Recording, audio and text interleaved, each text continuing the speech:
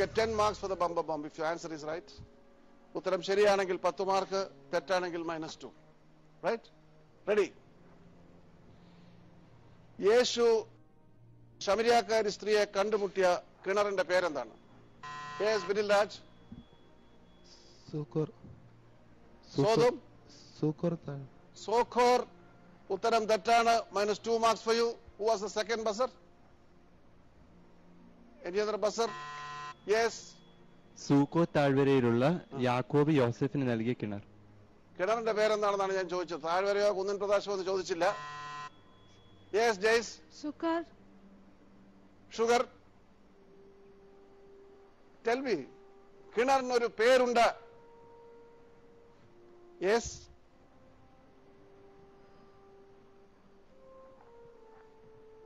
യേശു ശിഷ്യന്മാരും ശമരിയയിലേക്ക് യാത്ര ചെയ്യായിരുന്നു. അപ്പോൾ എത്തി അവിടെ ശമരിയാക്കാരി സ്ത്രീ ആ കിണറിന്റെ അരികെ വെള്ളം കോരാൻ വന്നു. അതിന് ആ കിണറിനൊരു അതിൻ്റെതായ പേരുണ്ട്. സൂക്കോത്ത്. സൂക്കോർ എന്നാണോ? സൂക്കോത്ത്. സൂക്കോത്ത് എന്നാണോ? റൈറ്റ്. അപ്പൊ നമുക്ക് ബൈബിൾ തുറന്ന് നോക്കാം. Yes, you know the Bible portion? Yes, Ken. Okay, you take and read it. I just give you the chance. കാരണം ഇനിയും എന്റെ ബൈബിൾ പരിഭാഷയിൽ എന്തെങ്കിലും തെറ്റുവന്നോ എന്ന് എനിക്ക് അറിയണം. വായിച്ചാട്ടെ.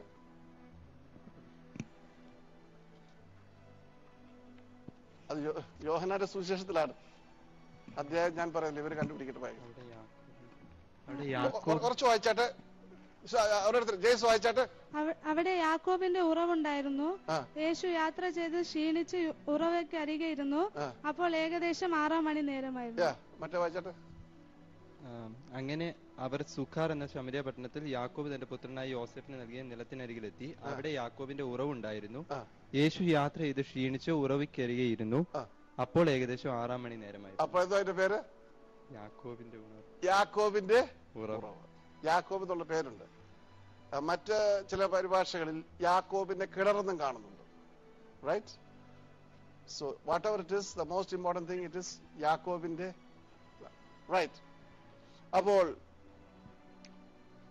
The bumper prize goes to whom? Bumper ആയിരുന്നല്ലോ. ആരും എല്ലാവരും സൂക്കോർന്നോ? ജേക്കബ്. യാക്കോബ് എന്ന പേര്. യാക്കോബും സൂക്കോർ എന്നും പറഞ്ഞു കഴിഞ്ഞാൽ ഒക്കുമോ? ഷുഗർ എന്ന് പറഞ്ഞാൽ പറ്റുമോ? You told me a very wrong answer. What's the wrong answer? സൂക്കോർ എന്നല്ല, താഴ്വര. താഴ്വര എന്നൊരു വാക്ക് അവിടെ ഇല്ല. റൈറ്റ്? എന്തായാലും അതിന് മാർക്സ് കുറയ്ക്കത്തില്ല. തെറ്റായ ഉത്തരം നൽകിയാലുള്ള -2 marks. Joel Thomas, -2 for Jaise and Midhil Raj, -2.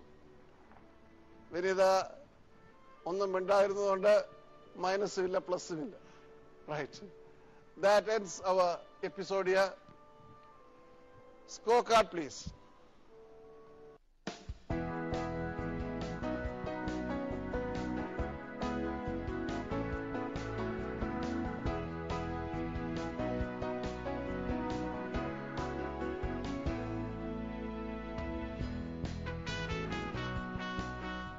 ഇവിടെ 2 മത്സരാർത്ഥികൾക്ക് ഒരുപോലെയുള്ള മാർക്കാണ് ലഭിച്ചിരിക്കുന്നത്. 2 മത്സരാർത്ഥികളെയും ഒരുപോലെ അടുത്ത സ്റ്റേജിലേക്ക് തിരഞ്ഞെടുക്കുവാൻ സാധ്യമല്ല. കാരണം അതെല്ലാം ക്രമീകരിച്ചിരിക്കുകയാണ്.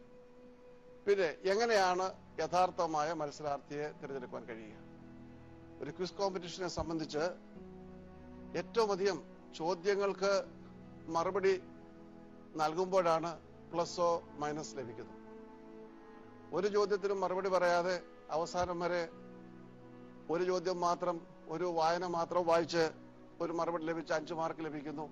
മറ്റവരെ 5 ക്വസ്റ്റ്യൻ ആൻസർ ചെയ്തിട്ട് അതേ മാർക്ക് ലഭിച്ചാൽ ഏറ്റവും കൂടുതൽ ചോദ്യങ്ങൾക്ക് മറുപടി നൽകുന്നവർക്കായിരിക്കും ന്യായമായും സെലക്ഷൻ ലഭിക്കുക. It all depends on the number of questions you answer, the attempts you make. അങ്ങനെ attempts ഉണ്ടാകുമ്പോഴാണ് there is a close participation in the quiz. അതുകൊണ്ട് ആ തലം വെച്ച് നോക്കുമ്പോൾ വിനീതയ്ക്ക് കോൺസലേഷൻ പ്രൈസ് ആണ് ലഭിക്കുന്നത്. You answered only 1 question. Right? There is no minus mark. Only 1 minus. Thank you very much, Vinita. So, Jace Ravindran gets the third prize, Vinil Raj gets second prize, and Joel Thomas gets first prize. All the three are into the third stage. Congratulations. നമ്മുടെ ഈ episode ഇവിടെ പൂർണ്ണമാകുന്നു. ദൈവം നമ്മെ അനുഗ്രഹിക്കട്ടെ.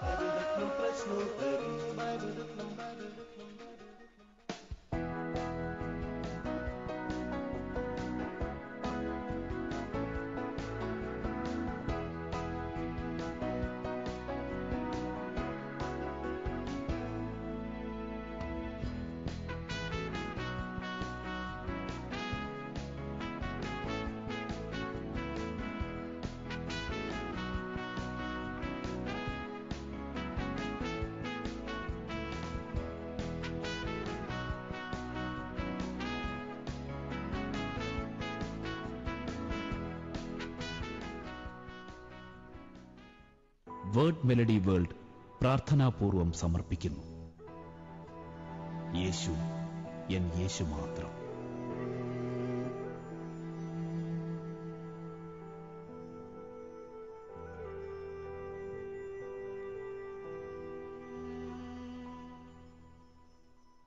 യേശു യേശു യേശു മാത്രം, യേശുവൻ ആശ്രയം യേശു മാത്രം. യേശു യേശു യേശു മാത്രം, യേശുവൻ ആശ്രയം യേശു മാത്രം. ഇന്നലെയും ഇന്നും നാളെയും എന്നുമെൻ ആശ്രയം യേശു മാത്രം. യേശു യേശു യേശു മാത്രം, യേശുവൻ ആശ്രയം യേശു മാത്രം. ഇന്നലെയും ഇന്നും നാളെയും എന്നുമെൻ ആശ്രയം യേശു മാത്രം. യേശു എൻ യേശു മാത്രം.